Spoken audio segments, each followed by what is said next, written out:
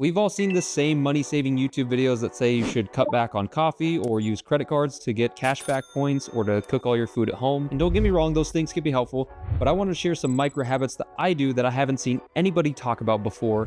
And yes, you can steal these to make your life just a little bit better. Do you mind? I'm trying to study here. Sorry.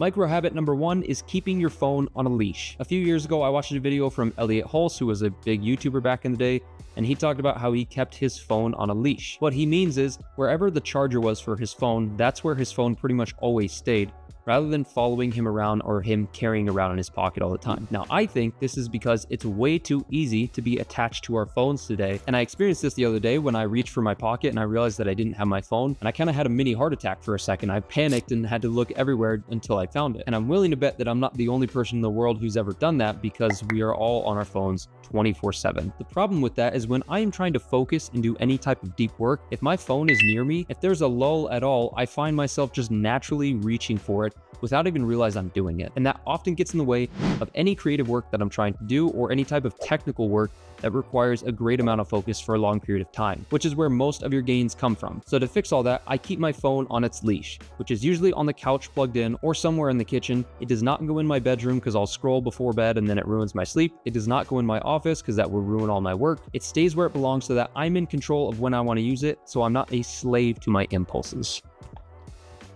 If I had to pick one thing in the budgeting and personal finance space that would have the greatest impact with the least amount of effort, it would be tracking your net worth. In the same way that it's been proven that if people step on the scale every day, by default, they're going to lose weight because it's top of mind. If you track your net worth every single day, it's going to have the same effect where it's going to be top of mind and you're going to make better financial decisions just by looking at it, not even changing anything else in your life. And as a data analyst who tracks numbers for a living, I can tell you how effective this really is. And it really couldn't be more clear and as simple as this. If your line is going up, that's great. If it's going down, not so great. Do this every single morning, and I promise the next time you go to buy that extra pair of clothing that you don't really need, or that 4th pair of shoes this week, or you want to go out to eat again, you might find that it's subtly influencing those decisions so that you make a little bit better choices with your money. And eventually you'll see that spending turns to saving, financing turns into investing, and before you know it, you'll have a 6-figure investment portfolio growing faster than you can even add to it. And as far as actually tracking your net worth, you can do it a couple ways. 1, with pen and paper. 2, with spreadsheets. Both of those are kind of manual and icky. My favorite way is letting a free app do it very, very easily. I've used a bunch of different ones in the past. The one I use currently is called Neru. It's kind of like Mint from back in the day, but even better, and it's free. So I'll leave my link in the description if you want to check it out. And I'm not kidding when I say it is actually free forever. So you really have nothing to lose. Micro habit number 3 is to do mock interviews. Now, I usually do this in the car while I'm driving because I exclusively listen to podcasts. I don't really listen to music.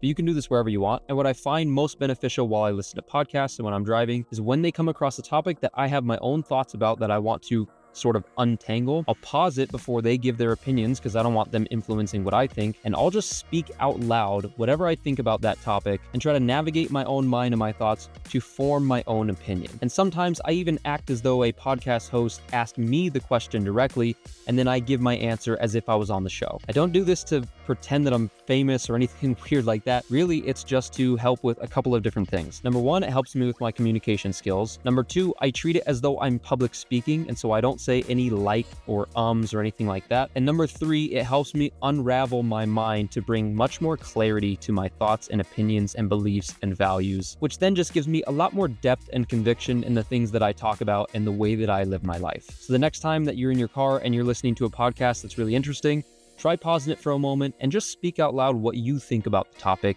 and see how far you get. All right, I'm getting out of here.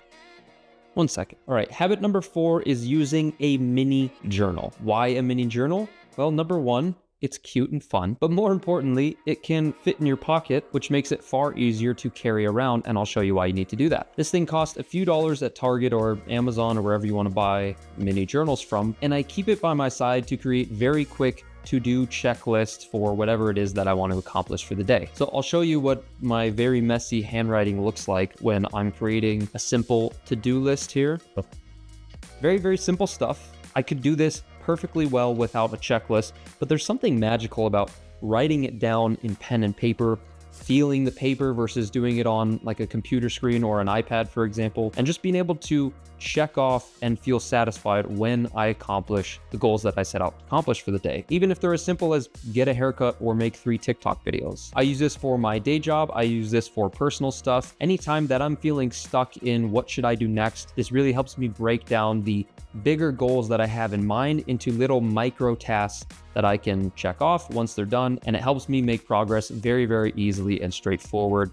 Get yourself a mini journal. It's cheap, it's fun, it's very, very effective when you use it, and let me know what you think.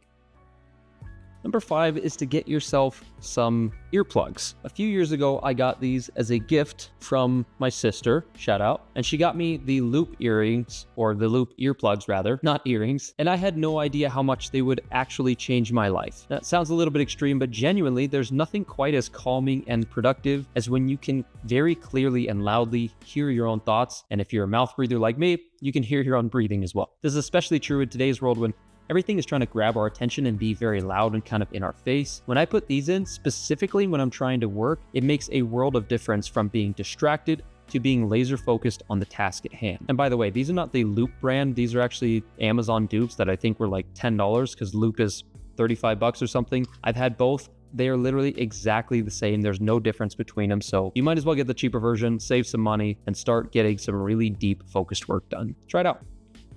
Is it really one of my videos if I'm not talking about water?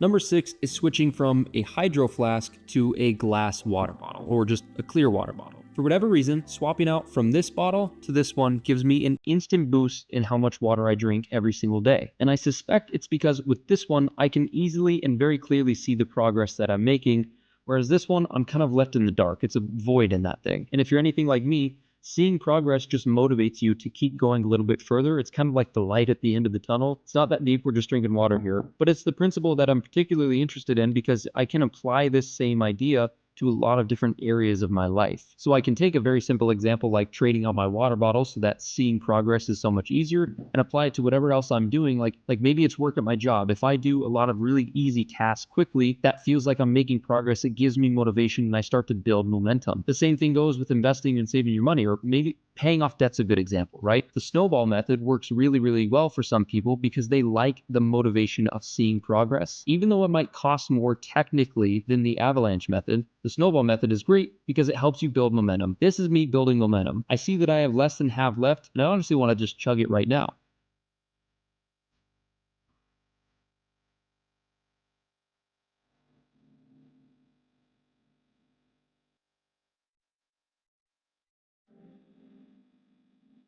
So ask yourself this question: how can I set up things in my life so that I can easily see more progress throughout the journey? Micro habit number 7 is to just get to the point.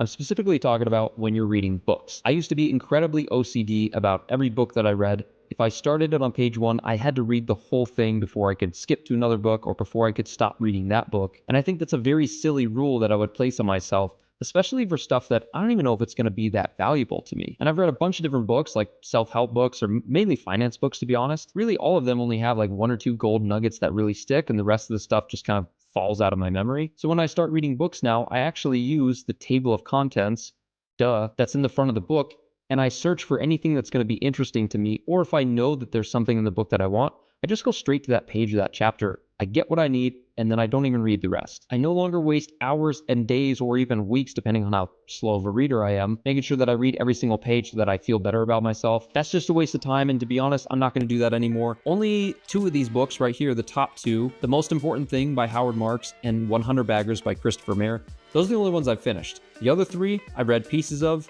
I've taken what I needed and I said, cool, that's interesting, and I moved on, and I've done that tons of times. So I highly recommend you do the same and you give it a shot. And while we're on the topic, I don't even read self-help books anymore because I did that a lot in my 20s when I was trying to learn a lot of different things. But at this point in my life, I'd rather go out and actually do the work instead of just reading about it from all these different opinions and different approaches. Now, don't mishear me. In my early 20s, self-help books have been incredibly helpful, and they gave me a lot of different tips and ideas and perspectives, but eventually you just get stuck reading those over and over again, trying to find the next shiny thing, when really all you have to do is read one, apply it, and your life's probably going to look a lot different. So I don't have much interest in reading those books anymore, and to be honest, 99% of the time, the most productive thing is just doing the work. Speaking of doing the work, the final micro habit on this list is to budget one time per month. Now, in the past, I've done this weekly, sometimes daily, when I really wanted to understand what I was spending my money on, but sometimes that's not really necessary, and as long as I understand where my money's going, I can sit down at this laptop once per month and get a good handle on my finances. But at this point in my financial journey, I've got a lot of stuff to do. I've got a kid, I've got multiple jobs that I'm doing. I'm trying to create content for you guys. So I just don't really have time. So I let Nero do it because it's free, it's got a nice interface, and I really like using technology to help me be far more productive. So that way I just check it throughout the month, adjust a couple transactions, so I know exactly what I'm spending my money on. I check the net worth tracker to see if it's going up, and that literally only takes a few minutes per week or per month. So I'll leave my link below if you want to go check it out. Otherwise, YouTube thinks that you're really going to like this video next, and YouTube knows all.